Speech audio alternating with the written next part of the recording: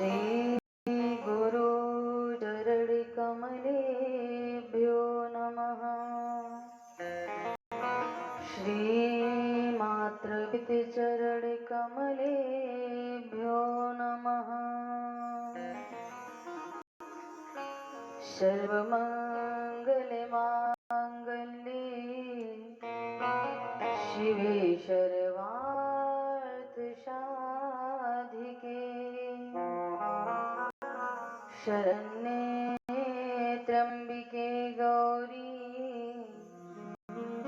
नारायणी नमोस्तुते।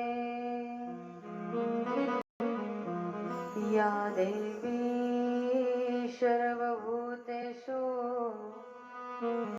शक्तिरूपेण संस्थिता तस्यै नमस्तस्यै नमस्तस्यै नमोस्तुते। जयन्ती मंगलाकाली भद्रकाली कपालिनी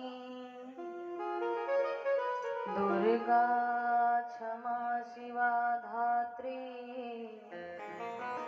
स्वाहा स्वधा नमोस्तुते। कृष्णाय वासुदेवाय देवकी नंदनाय च नंदगोपकुमाराय गोविन्दाय नमो नमः। वाञ्छाकल्पतरुभ्यश्च देवी स्वरूपिणी नमोस्तुते। महाशक्ति नारायणी विश्वेश्वरी नमो नमः। भक्त भक्ति भगवंत गुरु चतुर्नाम वपुएक इनके पद वंदन किए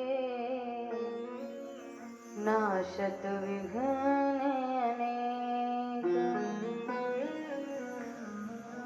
अखंड मंडलम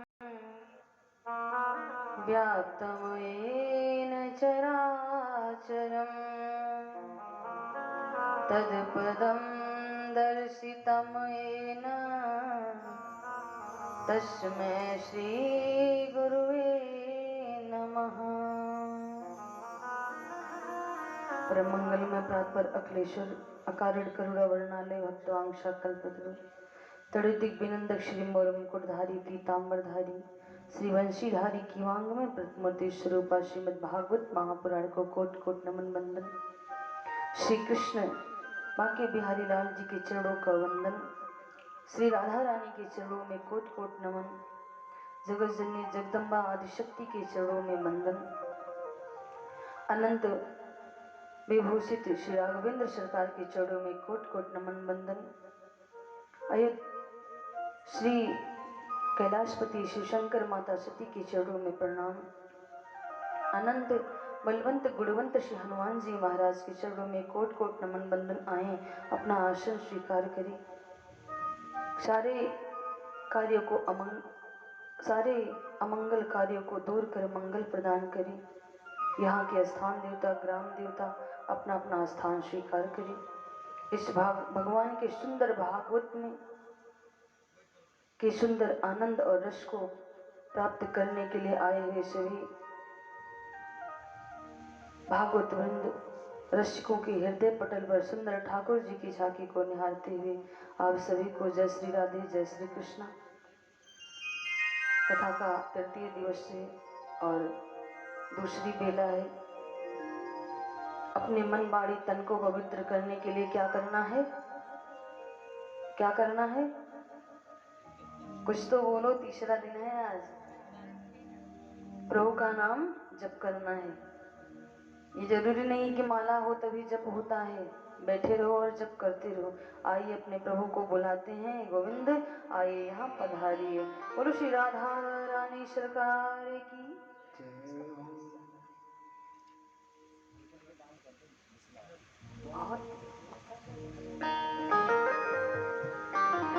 गोविंद जय जय गोपाल जय जय।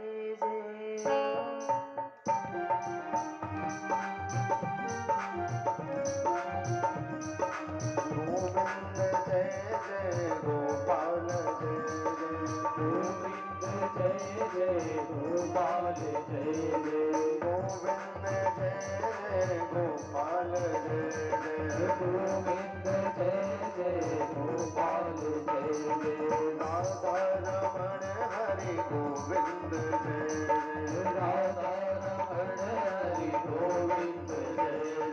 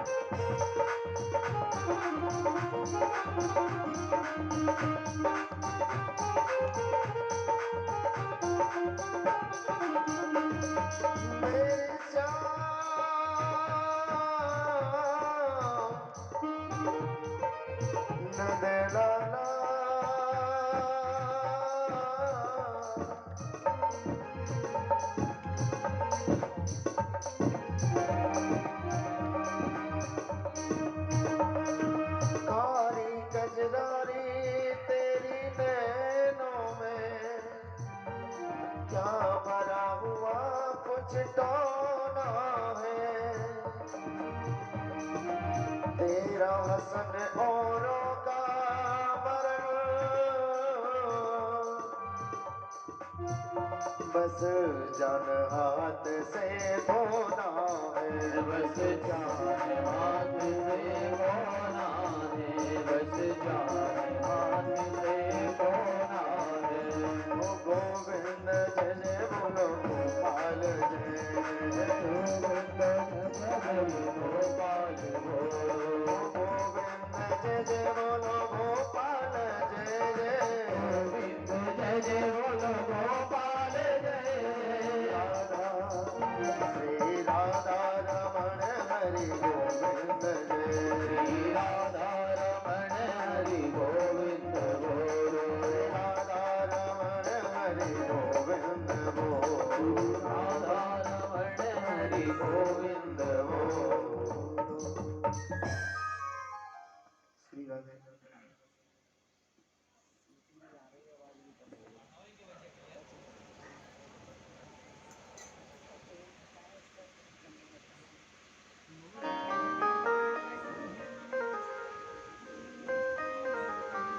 बोलो रमण बिहारी लाल की।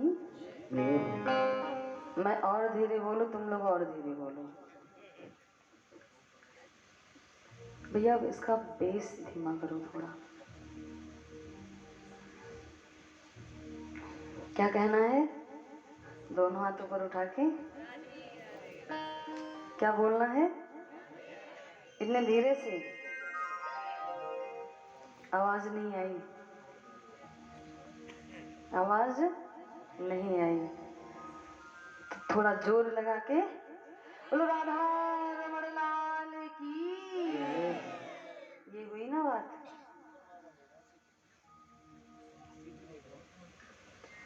अच्छा, कथा को छोड़ा कहाँ गया था? कहाँ? मंत्र दिए जात रहे हैं।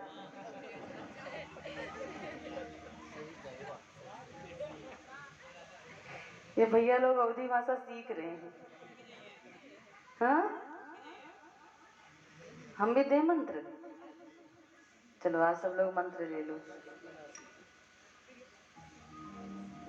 पल्ले ना पड़ेगा आपकी भाषा। हाँ, देखो जो व्यक्ति ब्रज में वास करता है ना, उसे कई भाषाओं का ज्ञान हो जाता है। अगर जिसकी इंग्लिश ठीक ठाक नहीं है, उसकी इंग्लिश सुधर जाती है, क्योंकि अंग्रेज बड़े बसते हैं। और ब्रज भाषा सीख जाओगे, जहाँ से गए हो वहाँ की तो आती ही है। और जो ब्रज भाषा नहीं बोलता, इंग्लिश नहीं बोलता, उसको हिंदी बोलना सीख जाता है। एक छोटी सी बात बताऊं। पिछली जनवरी में हम सब लोग गए घूमने और वैष्णो माता का दर्शन करके आए, रात्रि विश्राम किए। सुबह में गए मार्केट में थोड़ा सा घूमने, तो घूम रहे थे तो वहाँ बीच में कई प्रांतों के लोग थे, मतलब कई डिस्ट्रिक्ट के थे। कोई लोग हरियाणा के, कोई बिहार के, कोई दिल्ली के, कोई गुजरात के, कोई पंजाब के, कोई यूपी के। तो यूपी की मैं अकेली थी, बाकी कोई बिहार का है, कोई दिल्ली का है, तो कोई हरियाणा का है। ऐसे जो सबकी भाषा वो दुकानदार बता दिया, आप बिहार से हो, आप पंजाब से हो, आप हरियाणा से हो, आप दिल्ली से हो। दिल्ली वाले तेरे को मेरे को तू कर ले, ये कर ले, ऐसे बोलते हैं। उनकी भाषा तो सबसे अलग, तू हर शब्द में लगा। तो उनको बोल दिया कि तुम दिल्ली से हो, सबको बताया। मैं ऐसी बात कर रही थी तो कह रहा लेकिन आपकी बात समझ में नहीं आ रही, आप कहाँ से हैं? मतलब कि कोई ऐसा शब्द नहीं है मैं पकड़ पा रहा हूँ कि आप यूपी से हो या दिल्ली से हो या हरियाणा से हो, कहाँ से हो। तो मैंने कहा आप भी जान जाओ। तो कुछ देर बात करता रहा, फिर कह रहा है कि आप कहाँ रहती हैं? तो उसी में किसी ने बोल दिया ये वृंदावन से है। उसको पता है कि वृंदावन यूपी में है।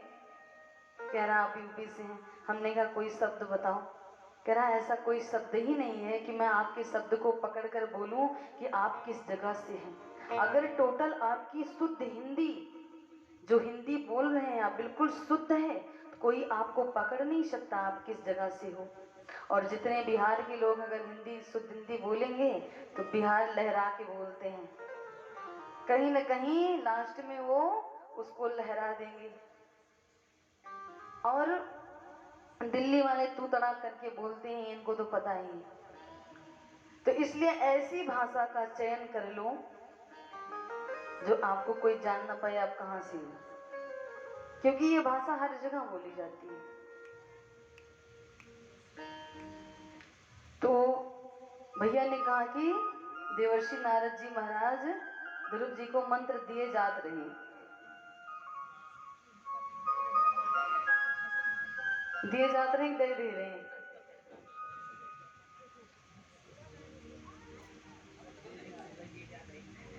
मतलब देने आए हैं। और ब्रज में कहते हैं का देवे आएगो, क्या बोलते हैं, क्या बोलते हैं?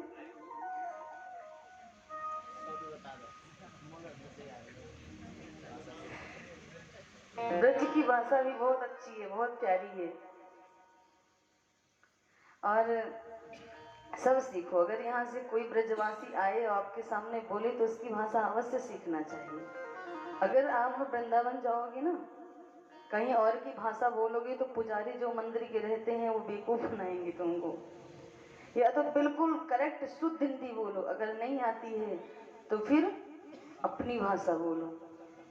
पता लग जाता है कि कौन बाहर से आया है। और थोड़ी सी ब्रज भाषा आ रही हो तो गो गो करते जाओ सब लास्ट में।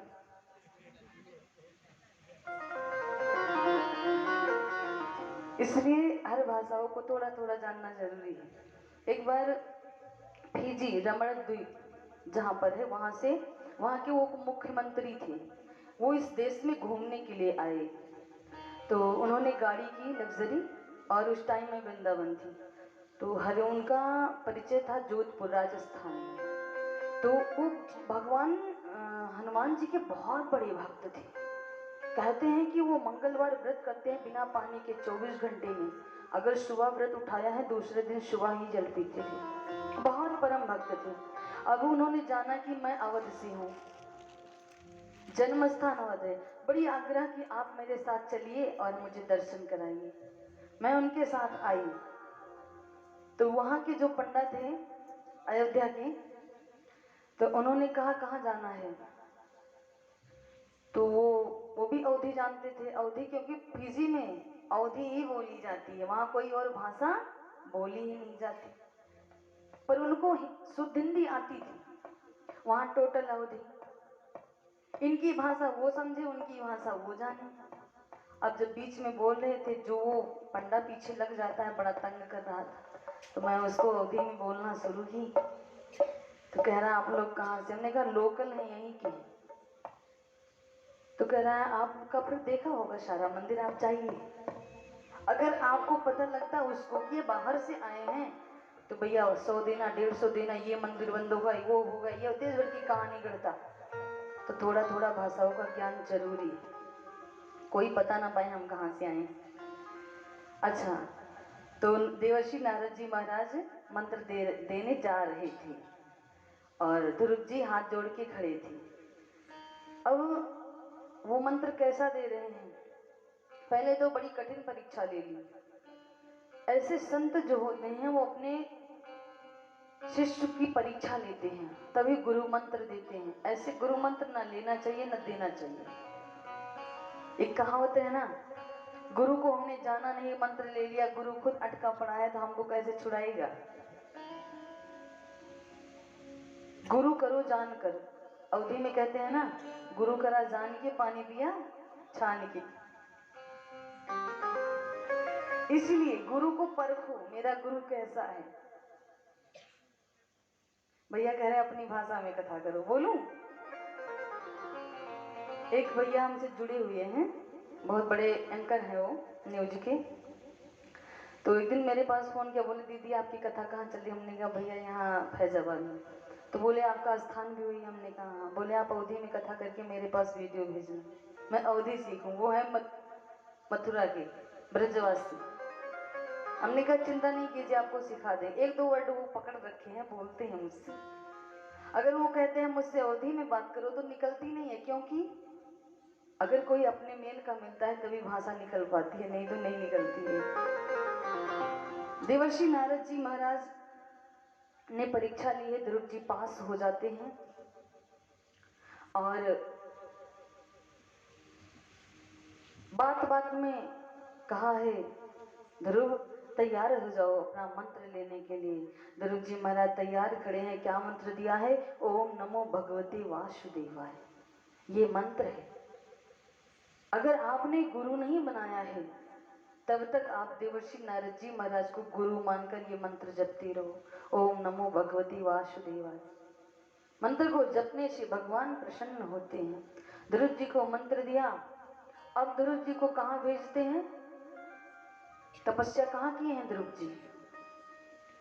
ध्रुव जी को कहा, हे बेटा तत्तात गच्छ भद्रम ते यमुना यास तटम शुचि पुण्यम मधुवनम यत्र सानिध्यम नित्यदाम हरि। समझ में आया? अच्छा, ऐसे ऐसे लोग बोलते रहेंगे, आप लोग समझेंगे नहीं। समझने की कोशिश कीजिए, बिल्कुल स्पष्ट दिखाई पड़ रहा है। ततात गच्छ भद्रम ते यमुना यास तटम शुचि। यमुना कहाँ है? वृंदावन में। यमुना कहाँ है? वृंदावन में। सानिध्यम नित्यदाम हरे, जो नगरी भगवान की है आप उसके सानिध्य में जाओ। हे तात देर मत करो, जल्दी यहाँ से बढ़ो। और कहाँ जाओ? मथुरा। वहां पर यमुना का किनारा है और उस यमुना के किनारे अपना तपस्थान बना लो और वहां पर भजन करो, तपस्या करो। जो मंत्र हमने दिया है उसका जप करो। ध्रुव जी महाराज पहुंच गए हैं। लगन तो लगी है ध्रुव जी को भगवान की। और यमुना के किनारे पहुंचे हैं। पहले जब मैं बचपन में थी तो मैं कैद खाती थी, तो बूढ़े बुजुर्ग कहते हैं जो कैद खाता है नरक में बसता है, तो मुझे डर लग गया। मैंने कहा मैं कैद नहीं खाऊंगी, छोड़ दिया।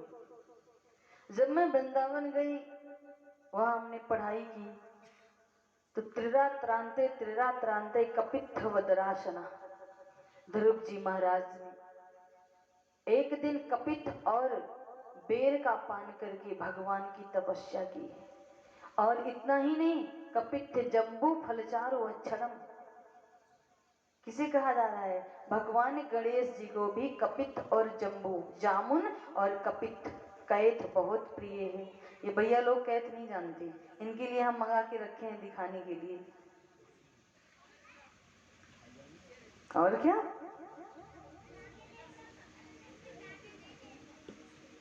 मैं जब मेरे गुरुजी ने पढ़ाया कि कैथ खाना चाहिए, तो एक मेरे साथ लड़की पढ़ रही थी, वो भी वहीं की थी, तो उसने कहा कैथ क्या होता है? हमने कहा आपको नहीं पता? हमने कहा हमारे यहाँ इसके बाग लगे हैं बड़े बड़े, और फ्री में, पैसे से नहीं, जाके तोड़ लो, जो तोड़ पाए वो खाए, ऐसे कैथ के पेड़ हैं। उसने कहा मुझे दिखाना, लेकिन जब मैं 1.5-2 साल के बाद, 2.5 साल के बाद घर लौटी, तो उस टाइम कैथ का सीजन नहीं था। मैं फिर चली गई 10 दिन में। तो कैथ खाना चाहिए, कैथ तो प्रभु को प्रिय है, और हम लोग भटक जाते हैं बिना ज्ञान के। अगर कोई बुद्धि दे तो उसमें अगर हम उसको स्वीकारेंगे तो अटके रहेंगे। तब से मैंने सुना, अब जब सुने कि कैथ खाना चाहिए तो कैथ मिला नहीं, जब मिलता है तो कथा चल रही है खाएंगे तो गला खराब हो जाएगा। अब बड़ी टेंशन। इसलिए ध्रुव जी महाराज कैथ और जम्बू का पान किया है। एक दिन का उस फल का पान किया, दूसरे दिन कुछ नहीं खाया, तीसरे दिन खाया। ऐसे 1 महीने तपस्या की। कितने महीने? 1 महीने। दूसरा महीना जब आया है तो घास खा करके 6-6 दिन पर तपस्या की है। जब तीसरा महीना आया, सूखे पत्तों को खाया है, 9 दिन पर तपस्या की है। चौथा महीना आया है तो जल पीकर तपस्या की है 12 दिन पर। एक दिन जल पिया तो 12 दिन कुछ नहीं। 5वां महीना आया है, वायु का भक्षण किया है। किसका? वायु का भक्षण। और भगवान नहीं आए। जब 6ठा महीना लगा तो प्रहलाद ने वायु को भी रोक लिया और प्रभु की भक्ति में लग गए हैं। आइए हम सब भी एक बार मिल करके उसी मंत्र को गुनगुनाते हैं। ओम नमो भगवते वासुदेवाय।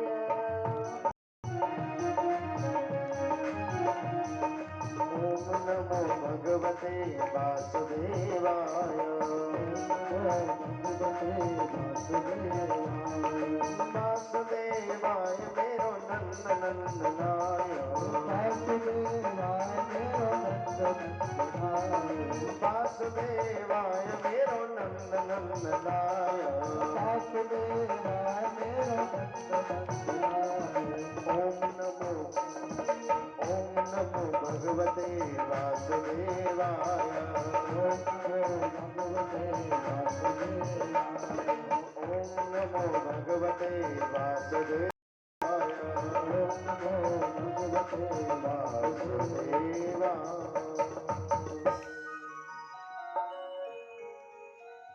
इसी जप को ध्रुव जी महाराज ने गायन करना शुरू किया है, और पूरे तीनों लोकों की वायु बंद हो गई।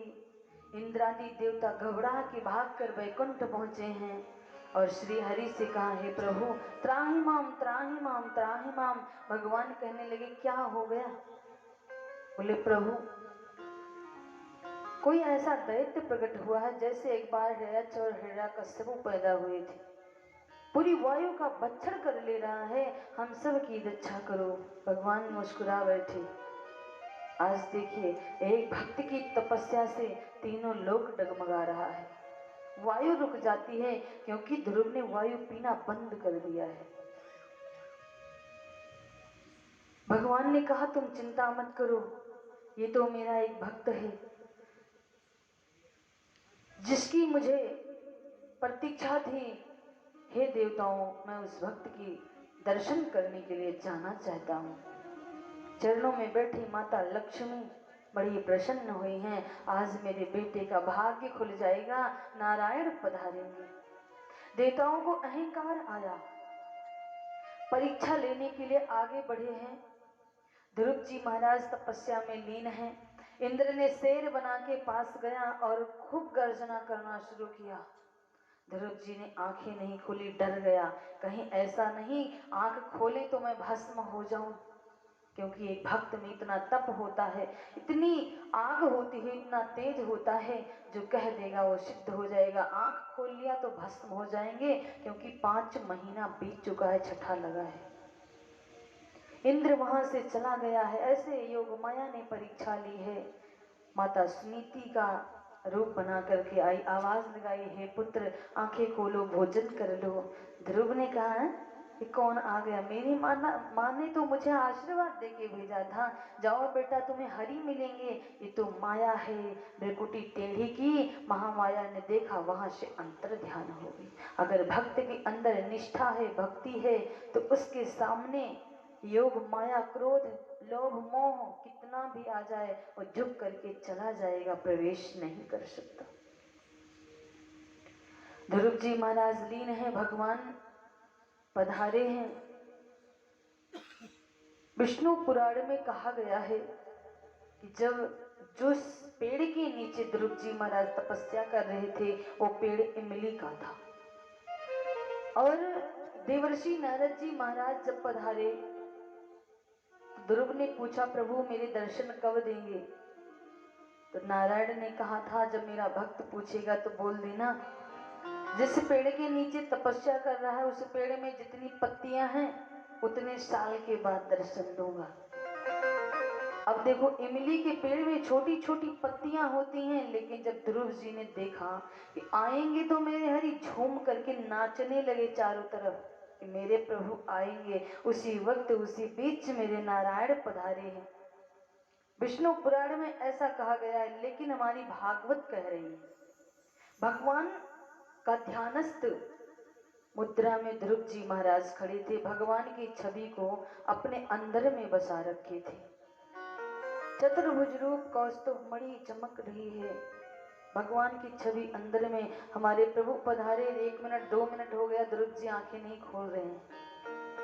योग माया के द्वारा अपने उस रूप को जैसे बाहर खींचा, ध्रुव जी हड़बड़ा गए और आंखें खोली तो देखते हैं जिस परमात्मा मेरे अंदर में बसा था वो परमात्मा बाहर खड़ा है।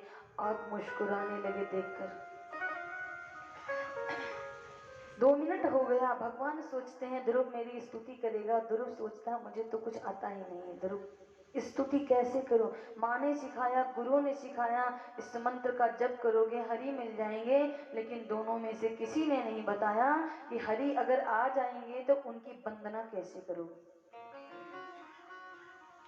अब भगवान मुस्कुरा रहे हैं। एक छोटा सा और बात बताऊं, देखो हंसने के कई कारण होते हैं, हंसने के कई कारण होते हैं, व्यक्ति को अकारण नहीं हंसना चाहिए। द्रौपदी ने दुर्योधन पर अकारण ही हंसा था, अंधे का बेटा अंधा ही होगा, उनके कारण से महाभारत जैसा युद्ध हो गया। और यहाँ पर भगवान मुस्कुरा रहे हैं, मेरे भक्त को तो कुछ आता ही नहीं है कि मेरी स्तुति करे। ध्रुव जी मुस्कुरा रहे हैं कि मेरा परमात्मा खड़ा है जिनका दर्शन करने के लिए सब लालायित बैठे रहते हैं। आज मुझे एक शब्द नहीं आता कि मैं कैसे इनकी वंदना करूं। और इंद्रादि देवता मुस्कुरा रहे हैं तो नंबर 1 की स्वार्थी हैं, सोच रहे हैं ये ध्रुव तो खड़ा है, परमात्मा मुस्कुरा रहा हो, उसके सामने ऐसे ऐसे वरदान मांगो, सब मांग लो सब दे देगा। आज वो सब कुछ भूल गया है, मैं कौन, सब कुछ दे देगा। और श्री सुखदेव जी महाराज कथा सुना रहे थे तो जब कथा में मुस्कुराए, श्री महाराज परीक्षित ने कहा प्रभु आप हंसे क्यों? तो प्रभु ने ये बताया। तो महाराज परीक्षित मुस्कुरा बैठे। वो दिन याद आया कि जब मैं कथा सुनने के लिए बैठा था तब भी इंद्रादि देवता अमृत का कलश लेकर के आए थे। कितने स्वार्थी हैं। श्री सूत जी महाराज नैमिष में कथा सुना रहे हैं। सूत जी महाराज कहते हैं, हे ऋषियों देखो आज परीक्षित कैसे हंस रहा है, और परीक्षित को आज के 7वें दिन मरना है। आज तीसरा दिन है और चौथा दिन, आज 4 दिन और बचा है, लेकिन परीक्षित को मरने का भय नहीं है। कथा सुन करके कथा में यही आनंद मिलता है। व्यक्ति अपना सब कुछ भूल जाए यदि कथा में उसका मन लग जाए, आत्मा परमात्मा से जुड़ जाए तो। परीक्षित महाराज मुस्कुराए तो ऋषियों ने भी हंसा कि कैसे कितने धीर और वीर, कितने भक्त हैं महाराज परीक्षित, ये आज मरने का भी भय नहीं है और हंस रहे। अब सोचो, हंसने के कई कारण है। कोई किसी के हंसने पर हंसा, कोई किसी को देखकर हंसा। तो हमेशा आप सोच विचार कर किसी पर हंसी कीजिएगा, ऐसी हंसी नहीं करती। ध्रुव जी महाराज बावली से खड़े देख रहे हैं, मेरे प्रभु खड़े हैं। प्रभु ने उठाया शंख और कपोलों पर स्पर्श कराया। हम कहते हैं माता सरस्वती वाणी पर तभी वास करती हैं, उसके पहले वो छोटे छोटे बच्चों के हाथों पर और गालों पर निवास करती हैं। बच्चे के कभी गाल को पकड़ करके कभी मत पुचकारना, बच्चे की सरस्वती घटती जाएंगी। और हम लोग वही करते हैं, बड़ा प्यार दिखाते हैं बच्चों का गाल पकड़कर। इसलिए और जब गुरु दंडित करता है या चाटा गाल में लगाता है या हाथ में लगाता है, उसकी सरस्वती जागृत हो जाती है। ऐसे भगवान ने जब उस शंख का कपोलों पर स्पर्श कराया गालों पर, तो माता सरस्वती जागृत हो गई। और भक्त ध्रुव ने भगवान की स्तुति की है। योऽन्तः प्रविश्य मम वाचमिमां प्रसूताम् सञ्जीवयत्यखिल शक्तिधरा स्वधाम्नः अन्यास्तहस्तचरण सर्वणत्वगादीन् प्राणान् नमो भगवते पुरुषाय तुभ्यम्।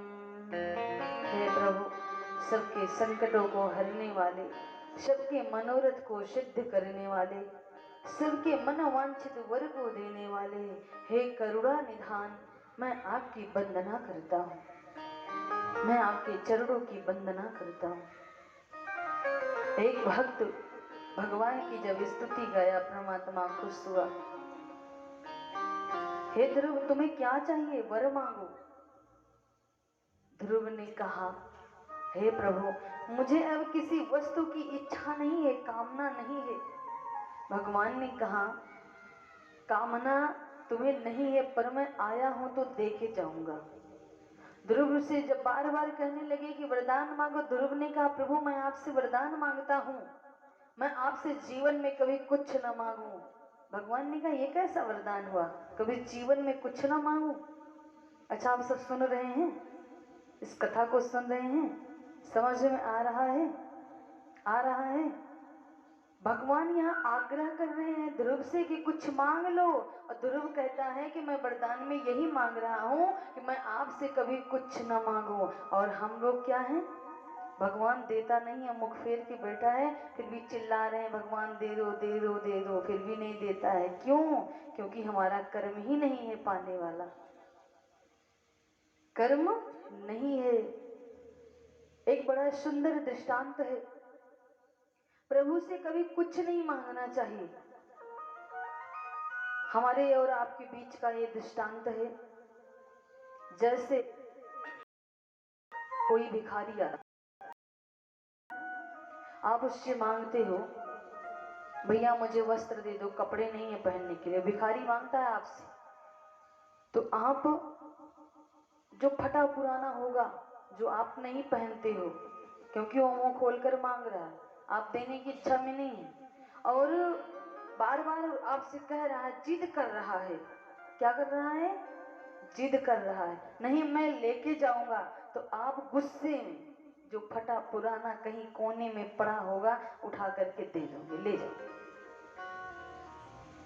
और कोई थोड़ा ठीक ठाक व्यक्ति आता है, थोड़ा सा अकारण ही उसकी कुछ ऐसी कमियां हैं जिसके शरीर में वस्त्र फट गया है, तो आप वो कहेगा नहीं, पर आप सोचोगे कि इसका वस्त्र फटा है, देखने में थोड़ा सज्जन लगता है, तो जो आप वस्त्र पहनते रहोगे उस वस्त्र को उठा के दे दोगे, भैया लो ये वस्त्र पहनकर तुम चले जाओ, ठीक। और कोई रिश्तेदार आ जाए, कोई रिश्तेदार आ जाए, एक बड़ा अजीब रिश्ता है दुनिया में, वो अजीब रिश्ता कौन है? मैं आपसे पूछ रही हूँ, मुझे नहीं पता, मैं तो बोल दी, लेकिन इसको समझाना पड़ेगा, वो अजीब रिश्ता कौन है? आप लोगों को नहीं पता? अच्छा, किसकी बड़ी बड़ी बहन है? बड़ी बहन किसके हैं? आप लोगों को हाथ नहीं उठाना है, माताओं को उठाना है। बड़ी बहन किसके हैं? किसी के हैं ही नहीं।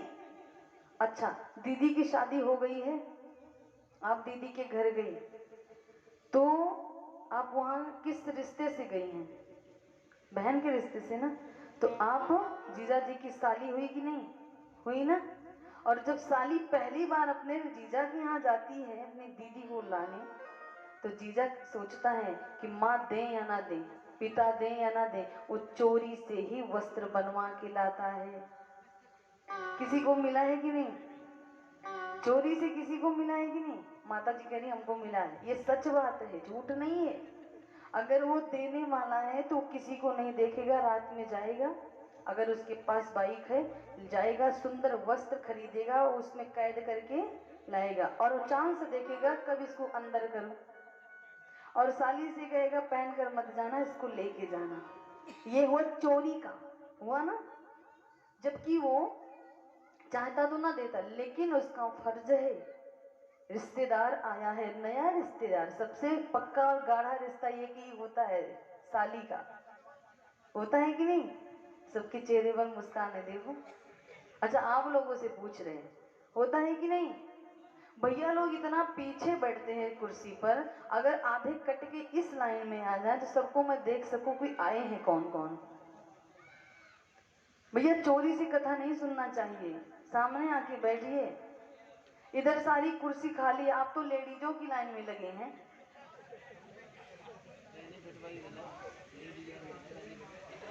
इधर बैठना चाहिए, आप सबकी चेयर इधर है और आप सब लोग कोने में बैठते हैं। इसलिए ऐसा मेरा परमात्मा है। अगर आपने क्या दिया, फटे पुराने कपड़े, थोड़े ठीक ठाक और न्यू क्वालिटी के कपड़े, ऐसे मेरा परमात्मा है। आप उसके रिश्तेदार कब बनोगे? जब उसकी शरण में रहोगे, उसकी भक्ति में लीन रहोगे, और जब कभी याद आया, वक्त आया तो याद कर लिया तो कुछ मिल जाएगा। मतलब जब आपने कभी भजा ही नहीं, बहुत गिड़गिड़ाया तो तुच्छ मिलता है। क्या मिलता है? तुच्छ मिलता है। और जब आप कभी कभी शरण में जा रहे हो, काम पड़ने पर कभी संकट आया तो अगरबत्ती जला दिए, प्रसाद बांट दिए, तो मिलता है कुछ। क्या मिलता है? कुछ, वो भी बहुत नाक रगड़ने के बाद कुछ मिलता है। और जब आप इनकी शरण में हो और कुछ मांगते भी नहीं हो, तो मेरा हरि सब कुछ दे देता है, उसकी यही परिभाषा है। और हम सब लोग उसका बनना नहीं चाहते, बस काम पड़े तो हमको देते रहना, बाकी जरूरत नहीं है तुम्हारी। तो वो कहाँ से देगा? आज ध्रुव जी भगवान के रिश्तेदार हो गए हैं। क्या हो गए हैं?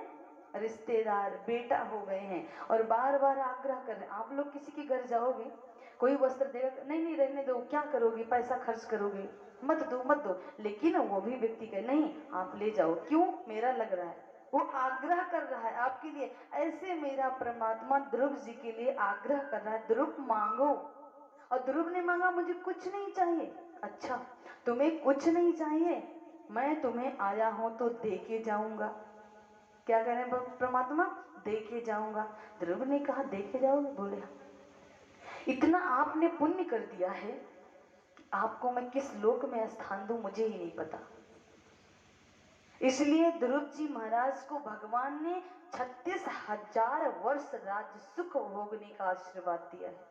36,000। ध्रुव जी वहां से रोने लगे, प्रभु आप मुझे दूर कर रहे हो। भगवान ने कहा ना, कभी दूर नहीं कर सकता आपको।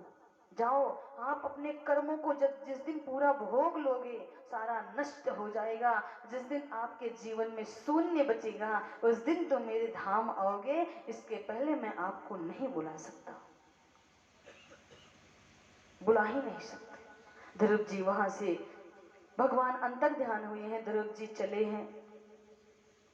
इधर देवर्षि नारद जी महाराज ने जाकर के उत्तानपाद से कहा, महाराज आपका बेटा हरि को प्राप्त करके आ रहा है। उत्तानपाद तो जब से ध्रुव जी निकले हैं सुरुचि का त्याग किया है और दिनों रात रो रहे हैं। सुरुचि माता सोचती हैं हमसे क्या अनर्थ हो गया, का त्याग हुआ है, कोठरी में अकेले पड़ी हैं अंधेरे में।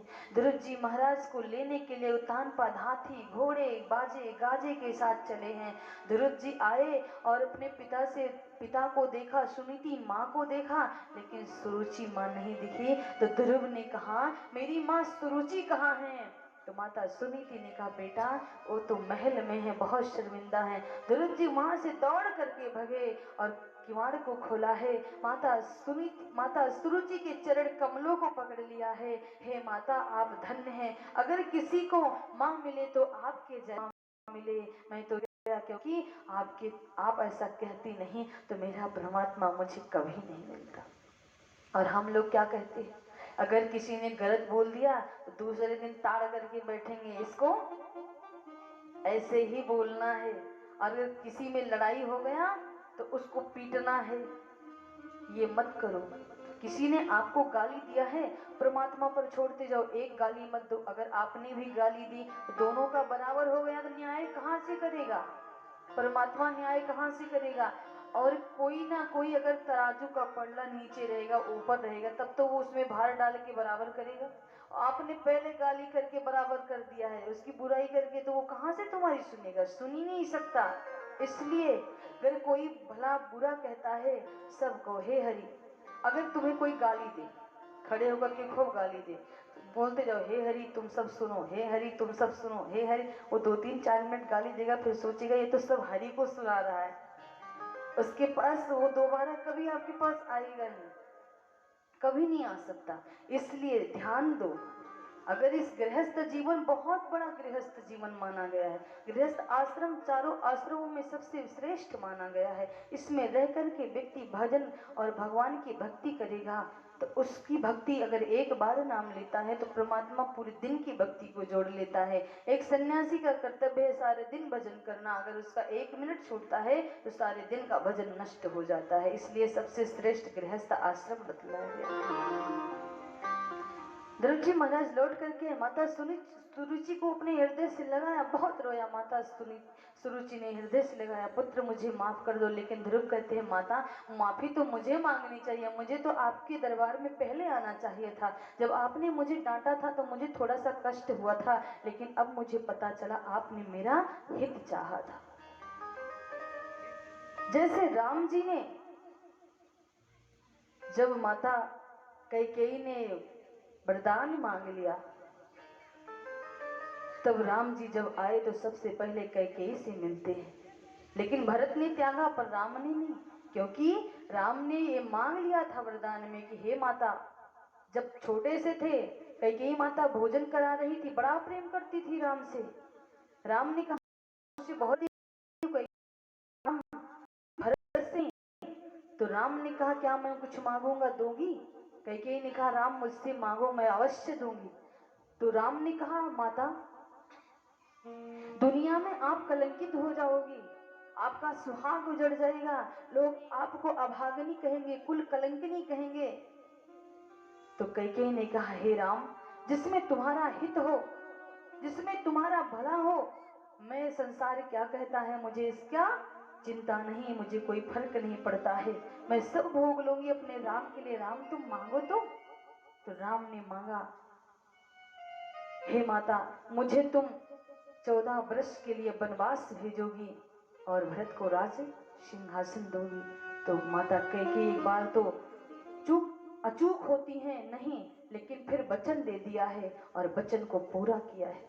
ये राम और कैकेयी जानते थे, तीसरा कोई नहीं जानता था। प्रभु वनवास नहीं जाते तो किसी का कल्याण नहीं होता। जो जो संतों का कल्याण करने के लिए गए थे, उन संतों का कल्याण नहीं होता। इसलिए कोई ना कोई कथा में पूर्व जन्म का कोई रहस्य छिपा हुआ है। ध्रुव जी महाराज को राज्य सिंहासन मिला है, उस पर विराजे हैं। महाराज उत्तानपाद छोड़ करके भगवान की शरण में गए हैं, भजन पूजन किया है। अब इनका विवाह हुआ है। इनके बड़े पुत्र का नाम उत्कल है। महाराज ध्रुव जी ने पूरा राज्य सुख भोगा है, पूरे पुण्य को छेड़ किया है, सो करके पूर्ण लोभ में उस राज्य को भोग करके। और इस दिन मृत्यु दर्शन करने थे, वो लोग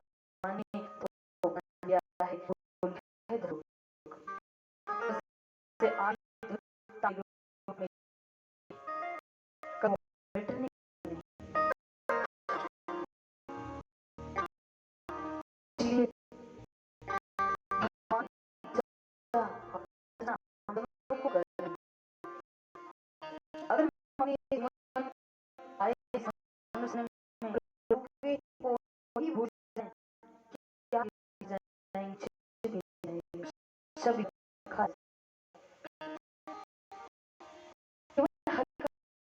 जाता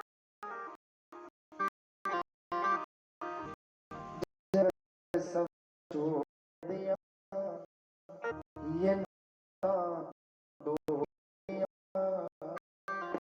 सैया तेरे पीछे, दुनिया में पीछे,